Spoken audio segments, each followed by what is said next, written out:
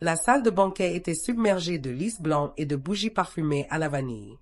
J'étais assise au centre de la table d'honneur, ma robe de velours vert foncé effleurant le lin impeccable du siège. Je sentais les yeux de 50 invités caresser l'argent dans mes cheveux, cherchant à savoir quel genre de mère je serais, quel genre de mère j'avais été. Mes mains reposaient soigneusement sur la table, repliées sur la serviette brodée. Elle ne tremblait pas. Sienna se leva. Elle fit teinter son verre avec le côté de sa cuillère, sans douceur, et s'éclaircit la gorge comme une artiste prête à être applaudie. « J'ai quelque chose à dire », annonça-t-elle si fort que même la barre de musculation au fond s'arrêta net. Mon fils Logan était assis à côté d'elle, mâchant des crevettes comme s'il n'avait pas entendu sa voix. Comme si c'était un dîner comme les autres. « J'ai assez retenu ça, dit-elle. Mais ce soir, je dois dire ma vérité. » Sa voix portait même par-dessus le bourdonnement sourd des cordes des haut-parleurs. « Tu me dégoûtes. » Un silence s'est abattu comme un rideau baissé dès le premier jour où je t'ai rencontré. « Nora, » continua-t-elle, les yeux rivés sur les miens. « Je savais que tu allais poser problème. » La coupe de champagne qu'elle tenait à la main scintillait, sa robe blanche moulante. Trop nuptiale pour un dîner de fiançailles, elle reflétait la lumière comme un os poli. Quelques halètements s'élevèrent des tables. D'autres se détournèrent, soudain intéressés par leurs fourchettes. Je restai immobile. Je ne parlais pas. Je la regardais comme un chien aboyant sur son propre reflet. « Je ne peux plus vivre avec toi, » dit-elle en se tournant légèrement vers Logan. « Et après le mariage, tu n'habiteras plus dans cette maison. Elle est à nous maintenant. Nous avons besoin d'espace pour nos enfants, pour notre avenir, pas pour ça. » Elle me fit un geste comme si j'étais une horloge cassée laissée en marche dans un coin de la vie de quelqu'un d'autre. Logan ne releva pas la tête. Il s'essuya la bouche avec sa serviette et regarda son assiette. Des murmures commencèrent. Madame Harris, de l'autre côté de la rue, porta une main à ses lèvres. Monsieur Ortega, qui découpe la viande à l'épicerie du coin, serrait la mâchoire si fort que je pouvais voir ses muscles sursauter d'où j'étais assise.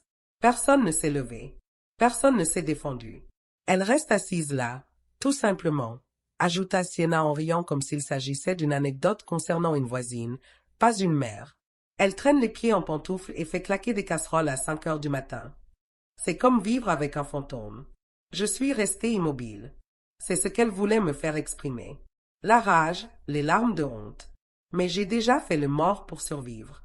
Elle a fait son temps, dit-elle en s'approchant. Elle a élevé son enfant. Cette partie de sa vie est terminée. Il est temps pour elle de faire sa place. Je l'ai regardée un long moment. Son assurance se transformait en cruauté devant tout le monde, et pourtant personne ne m'a interrompu. J'ai entendu la trotteuse de la grande horloge murale de la salle faire 2 tic-tac. Finalement, j'ai souri. Un petit sourire, prudent et pincé. Le genre de sourire qui attend que le vent tourne, puis j'ai légèrement levé la main et fait un signe de tête discret au maître de cérémonie, qui se tenait au fond de la pièce, près de la cabine de son. Il m'a répondu. Ils ignoraient que je me préparais pour cette nuit depuis des mois. Il y a 5 ans, la maison était plongée dans un silence plus doux, celui qui vient après une longue vie partagée. Mon mari Charles est décédé. Un mardi matin, ma main dans la sienne. Je me souviens encore de la contraction de ses doigts juste avant de s'immobiliser. L'infirmière était sortie régler une machine. À son retour, la machine n'avait plus d'importance. J'ai porté du noir pendant 2 mois et du gris pendant 3 autres. Des fidèles apportaient des plats en cocotte et offraient des gentillesses en l'air. Mais c'est Logan qui a de nouveau rempli la cuisine de chaleur. Chaque dimanche, sans faute, il arrivait avec du café et un sac en papier de Bagel aux myrtilles. On s'asseyait près de la fenêtre de la cuisine, où la lumière filtrait juste à l'angle idéal pour que la poussière ressemble à de la neige. Et il parlait du travail, de la circulation ou des choses étranges que les gens faisaient à la quincaillerie où il gérait les livraisons. « Tu n'es pas seule, maman », m'a-t-il dit un jour en serrant ses doigts autour des miens. « Papa m'a dit de prendre soin de toi, et je le ferai toujours. » Je le croyais. Peut-être parce que j'en avais envie. Peut-être parce qu'il le disait de la même manière que Charles disait des choses comme « c'était déjà fait ». Quand Logan a perdu son emploi 1 an plus tard, il est rentré à la maison. Je n'ai pas hésité. Je lui ai dit que la chambre d'amis était à lui, le réfrigérateur était à lui, la maison était toujours à lui. « C'est juste temporaire », a-t-il dit d'une voix gênée. En attendant que je trouve quelque chose de nouveau, ai-je hoché la tête. C'était tout ce que j'avais besoin d'entendre. Les premiers mois, C'était presque une bénédiction. On regardait de vieux westerns le soir, on faisait du popcorn dans le pot cabossé que Charles ne me laissait jamais jeter. Logan a aidé à faire les courses, à réparer le robinet qui fuyait dans la salle de bain arrière, à repeindre la véranda quand le bois a commencé à se fondre. Puis elle est arrivée. Il a rencontré Sienna à la fête de fiançailles d'un ami. Elle avait 25 ans et travaillait comme assistante administrative pour un avocat immobilier local. Sa famille avait de l'argent ancien provenant de plusieurs locations et d'une chaîne de boutiques de mariage. La première fois qu'il l'a invitée, j'ai remarqué qu'elle ne s'était pas calée dans le canapé, mais simplement perchée sur le bord, comme si le tissu risquait de tacher sa robe. Elle m'a souri, les lèvres immobiles. C'est tellement pittoresque ici, a-t-elle dit en regardant les cadres photos défraîchis qui ornaient la cheminée. On a l'impression de replonger dans l'histoire. Après son départ, Logan a ri. Elle n'est tout simplement pas habituée aux vieilles maisons. Elle est bien intentionnée. J'ai hoché la tête de nouveau, mais quelque chose en moi s'est crispé. Bientôt, les Bagel ont cessé d'arriver le dimanche. Logan a arrêté de réparer les choses dans la maison. Au lieu de cela, il a commencé à suggérer des changements. Nouveaux meubles, murs d'une couleur différente, moins de bibelots. Sienna dit que l'endroit est encombré, m'a-t-il confié un soir, comme si cela expliquait tout. Il n'a pas tardé à se mettre à répéter ces phrases comme des paroles d'évangile. Il se plaignait que ma nourriture était trop salée, que mes pantoufles faisaient trop de bruit sur le parquet, que je devrais m'habiller plus en fonction de mon âge quand nous avions du monde. Petit à petit, il a cessé de s'asseoir avec moi dans la cuisine, a cessé de me demander comment je dormais, a cessé de me voir du tout. Et puis un après-midi, je suis entrée dans sa chambre pour récupérer du linge et j'ai trouvé l'enveloppe qui allait tout défaire. J'étais entrée dans sa chambre avec un panier de linge propre et un mal de tête. Les draps étaient encore tordus de la veille, les stores baissés, même si le soleil de l'après-midi aurait pu réchauffer toute la pièce. Logan était parti faire des courses, avait-il dit, et j'ai décidé de ranger ses vêtements avant son retour. De vieilles habitudes. La poussière sous son lit a attiré mon attention. Je me suis accroupie pour faire glisser les bacs de rangement vers l'avant afin de pouvoir balayer. C'est là que je l'ai vue. Une chemise rouge usée, du genre que Charles utilisait pour ranger nos papiers d'assurance. Elle était coincée entre le mur et le cadre du lit, juste assez pour être manquée, à moins que quelqu'un ne fasse exprès de nettoyer. Je l'ai sortie sans réfléchir, mais dès que j'ai vu mon nom en haut de la page, tapé en gras à côté de mots comme « garantie » et « limite de propriété », mes doigts ont cessé de fonctionner correctement. C'était un prêt de 30 000 $, approuvé 3 mois auparavant. Mon nom était inscrit comme demandeur, ma signature en bas. Sauf que je n'avais jamais vu ce papier auparavant. Je me suis assise au bord de la chemise, ouverte sur mes genoux, le souffle coupé. J'ai feuilleté le reste. Des copies de documents fiscaux, des scans de mon permis de conduire. Une image floue de notre maison prise depuis la rue, avec des notes griffonnées au dos. Estimation de 1 000 à 70 000 $. Mise à jour minimale jusqu'au transfert de propriété. En dessous, une lettre manuscrite de l'écriture en boucle de Sienna. Logan, mes parents sont d'accord avec le projet. Une fois le mariage terminé, ta mère ne pourra plus y vivre. Commence à envisager une résidence avec service. Rien de spécial, juste un endroit avec surveillance. Si on vend ces vieux meubles, on pourra couvrir les 2 premiers mois. Ne culpabilise pas. C'est la façon la plus propre de gérer ça. Il n'y avait pas de signature, juste un cœur dessiné à l'encre rose. Je me suis dit que c'était peut-être le pire, que plus rien ne pouvait tenir dans un seul dossier. Mais ensuite, glissé dans une poche latérale, j'ai trouvé un petit reçu de location de matériel dans un magasin d'électronique et une liste de dates, des fichiers audio, disait-il. J'ai ouvert mon ordinateur portable et branché la clé USB collée au dos du dossier. Le premier enregistrement a commencé, une conversation en pleine conférence. Ma voix était claire comme du cristal. J'ai environ 3 000 de côté dans le tiroir sous la bouilloire. C'est de l'argent d'urgence pour les frais funéraires.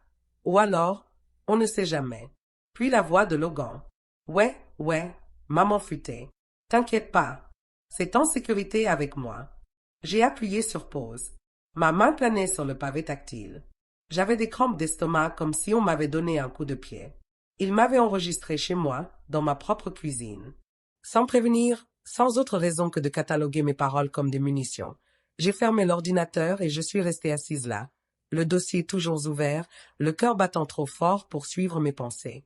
On ne me poussait pas simplement dehors. On me préparait à être expulsée. Et c'est là que j'ai compris que je ne pouvais pas les laisser décider de mon sort. Le lendemain matin, j'étais assise à la table de la cuisine bien avant le lever du soleil. Mon café refroidi à côté d'une serviette pliée. Je ne pouvais m'empêcher de lisser mes doigts. J'ai attendu d'entendre Logan partir au travail, un emploi dans un entrepôt qu'il avait décroché 2 semaines plus tôt, puis j'ai attrapé le carnet d'adresses jaunies que je gardais dans le garde-manger. Le numéro de M. Ellison y était toujours. Charles lui avait tout confié, de nos testaments à l'acte de propriété de la maison. Je ne lui avais pas parlé depuis plus d'1 an. « C'est Nora Wells ?» a-t-il demandé, la voix rauque avec l'âge, mais toujours sèche. « Oui » ai-je dit, la gorge serrée. « J'ai besoin de vous parler en privé. C'est important. » 2 jours plus tard, nous étions assis dans son bureau silencieux au-dessus de la vieille pharmacie du centre-ville, la même où Charles et moi avions signé nos premiers papiers de près 30 ans plus tôt. Je lui ai tendu le dossier. Je n'ai pas pleuré. Je n'ai même pas bronché. Il a tout lu en silence, hochant la tête de temps en temps, ajustant ses lunettes. Lorsqu'il a relevé les yeux, ses yeux étaient lourds. « On peut monter un dossier », a-t-il dit, « mais il faudra du temps et de l'attention. Je ne veux pas me venger, lui ai-je dit. Je veux de la protection. » Et c'est ce que nous avons construit. Nous avons d'abord réécrit le testament. Logan a été entièrement retiré. Chaque dollar, chaque bien, chaque recoin de ma vie a été redirigé vers un refuge pour enfants de l'autre côté du comté, le même auquel Charles faisait don à chaque Noël. Ça semblait juste. Ça semblait propre. Puis est venu le matériel. De minuscules enregistreurs audio à cacher dans des livres ou des poches de manteau. Une petite caméra qui ressemblait à une patère décorative. Monsieur Ellison m'a montré comment activer chacun d'eux. Chaque soir, je classais les dossiers par date. Chaque matin, j'écoutais pour trouver des preuves. Logan et Sienna m'ont facilité la tâche. Ils parlaient librement quand ils pensaient que je n'écoutais pas. Ils ont mentionné des devis pour mes meubles, des dates limites pour quand la vieille dame serait partie. Ils ont même plaisanté sur le fait que je n'en savais rien. Je leur ai donné ce qu'ils attendaient. J'ai traîné les pieds plus lentement. J'ai hoché la tête plus souvent. J'ai dit à Sienna que je pensais à un logement plus petit et j'ai demandé à Logan de m'aider à visiter des maisons de retraite. Seule Grace a deviné. Elle est passée un après-midi avec une assiette de carré au citron et n'est repartie que lorsque je lui ai dit une partie de la vérité. « Tu es sûre de savoir ce que tu fais ?» a-t-elle murmuré. Je n'ai jamais été aussi sûre. J'ai ajouté. Et quand l'invitation au dîner de fiançailles est arrivée 1 semaine plus tard, je savais exactement comment l'histoire finirait. Logan m'a annoncé la nouvelle avec désinvolture, comme s'il m'annonçait que le temps s'était éclairci. Sienna et moi avons fixé un rendez-vous, dit-il en beurrant une tartine un matin sans lever les yeux. Nous avons un dîner de fiançailles dans 3 semaines. Elle veut que ce soit formel. J'ai hoché la tête comme si c'était attendu. Il s'est éclairci la gorge. Elle aussi veut que tu sois là. Ce serait très important que tu viennes. J'ai souri juste assez pour être poli. Bien sûr. Ce soir-là, j'ai appelé Monsieur Ellison. J'ai besoin d'un dernier service. Je le lui ai dit. Je veux faire une vidéo. Quelque chose qu'ils n'oublieront jamais. Le monteur vidéo qu'il avait trouvé était un homme discret nommé Derek, qui travaillait principalement sur des dépositions de divorce. Il n'a pas posé de questions quand je lui ai tendu les enregistrements. Il a juste hoché la tête et a dit « J'ai fait pire ». Nous nous sommes rencontrés 3 fois dans un bureau emprunté au cabinet de Monsieur Ellison. J'ai donné à Derek une clé USB avec les photos de Logan bébé, son premier anniversaire, sa remise de diplôme de maternelle, lui sur les épaules de Charles lors d'un défilé du 4 juillet. Derek a mélangé le tout avec une musique douce et des titres comme L'amour d'une mère. Puis le ton a changé. Il superposa le segment suivant avec la voix de Logan disant « Je ne comprendrais pas ce qui se passait ». Sienna riait de la vente de mes biens, des phrases comme si elle avait déjà signé. Elle ne peut plus reculer. Il associa leur voix à des captures d'écran horodatées, des documents bancaires scannés et la lettre à l'encre rose que j'avais presque déchirée en 2. La dernière diapositive était un texte blanc sur un écran noir. Voici la vérité sur Logan Wells et Sienna Moore. Derek se rassit une fois terminé, les yeux fatigués. Ça va être clair. Je l'ai le temps de faire la queue en un clic. Bien, dis-je. Quand Logan me demanda si je voulais dire quelques mots au dîner, je secouai la tête. Juste une petite vidéo. Une surprise, dis-je. Un souvenir pour les albums de souvenirs. Il parut soulagé. Sienna ne demanda rien. La veille du dîner, j'avais préparé ma robe. Le velours vert foncé, celle que Charles disait toujours, me donnait l'air de sortir d'un roman. J'avais poli les vieilles boucles d'oreilles en perles de ma mère et les avais posées sur la coiffeuse. Puis, debout devant le miroir, je me suis regardé en face et j'ai dit à voix haute à la salle silencieuse. Demain, j'ai cessé de me taire. Et le soir suivant, en entrant dans le hall, je n'étais la mère de personne. J'étais quelqu'un de complètement différent. La salle de banquet scintillait de douces lumières dorées suspendues au-dessus des tables drapées de lin. Les verres trinquaient. Les talons claquaient sur le sol ciré. Des rires montaient au plafond. J'étais assise entre Logan et Sienna à la table d'honneur, souriant comme toute mère le ferait par une soirée comme celle-ci. Sienna se tenait debout, levant sa flûte de champagne.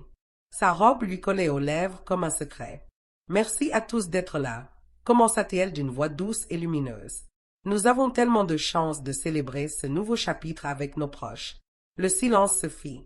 Elle se tourna vers moi, le sourire toujours présent.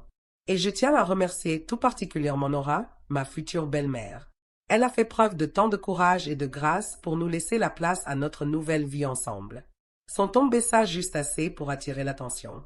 Toutes les femmes de son âge n'auraient pas été aussi conscientes d'elles-mêmes et prêtes à s'effacer. Quelques invités m'ont jeté un coup d'œil, incertain de la réaction. Logan a regardé son assiette. Je n'ai pas bougé. J'ai simplement hoché la tête. J'ai lentement joint les mains sur mes genoux et gardé mon sourire. À tous les nouveaux départs, Sienna a fini de lever son verre. Il y a eu une vague d'applaudissements hésitants, légers et irréguliers. Je me suis légèrement tournée et j'ai adressé un simple signe de tête délibéré au présentateur. Les lumières se sont tamisées. Mesdames et messieurs, le présentateur a annoncé que la mère du marié avait préparé une courte vidéo en l'honneur du couple. Quelques murmures polis. L'écran du projecteur s'est allumé. La musique a commencé doucement. Des photos de Logan bébé, tout petit à la plage, soufflant des bougies dans le jardin. Les invités ont souri, certains ont chuchoté tendrement. Sienna s'est détendue à côté de moi, le coin de sa bouche se retroussant. Puis la musique a changé. La photo suivante s'est estompée pour laisser place à un document numérisé. Mon acte estampillé et notarié, avec une signature différente collée sur la mienne.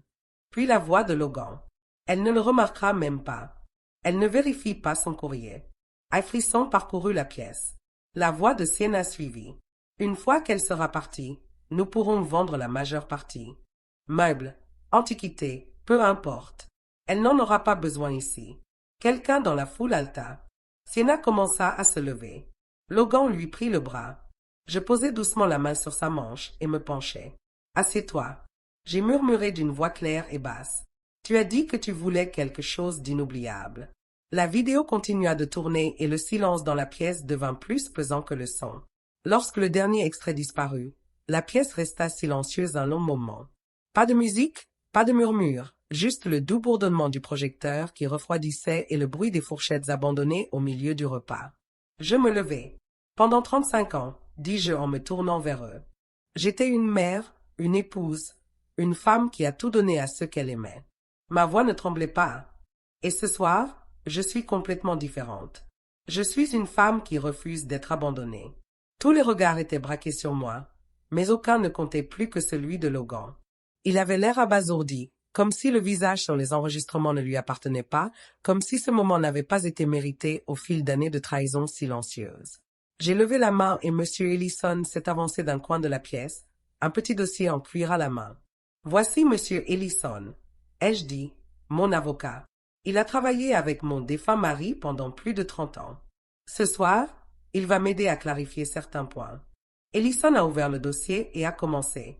Nous avons vérifié les documents prouvant que Logan Wells a commis une fraude hypothécaire, notamment des signatures falsifiées sur un prêt immobilier en utilisant la propriété de sa mère comme garantie. De plus, nous avons recueilli plus de 20 heures d'enregistrement audio qui démontrent une action coordonnée entre M. Wells et Mme Moore pour expulser Mme Wells de son domicile à des fins lucratives. Il a levé les yeux d'un ton froid. Toutes les démarches légales ont été entreprises. La banque a été prévenue. Et je suis revenu. Et depuis le mois dernier, mon testament a été révisé. Logan Wells n'est plus mon héritier. Chaque bien, chaque dollar, chaque centimètre carré de cette maison ira au refuge pour enfants de Riverton. Halètement. Une chaise racla le sol. Logan se leva, les mains tremblantes. « Maman, s'il te plaît, on peut parler de ça? Juste tous les deux. » Non, dis-je en le regardant droit dans les yeux. Plus de conversations privées. Plus de chuchotements dans le couloir. Plus de faux-semblants. Il ouvrit la bouche, mais je levai de nouveau la main.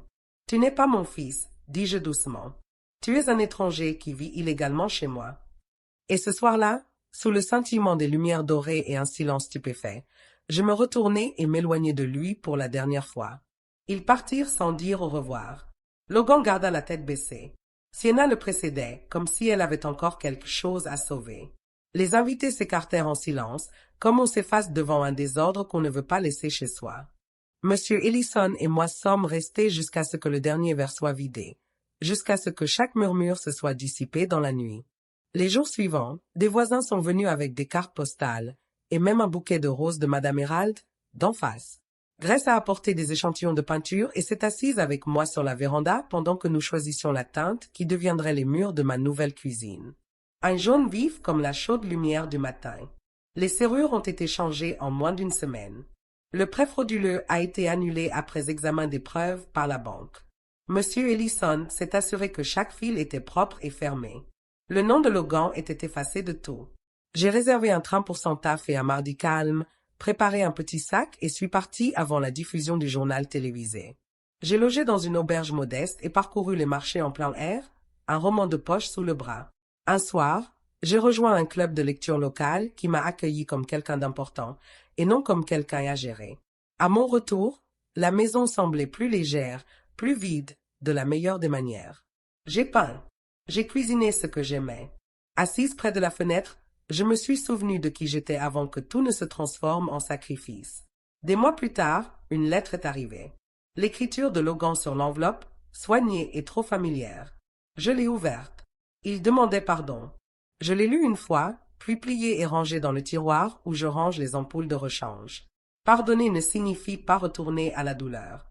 Que feriez-vous si votre propre enfant prévoyait de vous effacer? Choisiriez-vous la vengeance ou votre liberté? Et la dignité peut-elle être enlevée si vous choisissez de vous battre pour? N'oubliez pas de partager, commenter, aimer et suivre pour en savoir plus. Merci d'avoir regardé. Au revoir.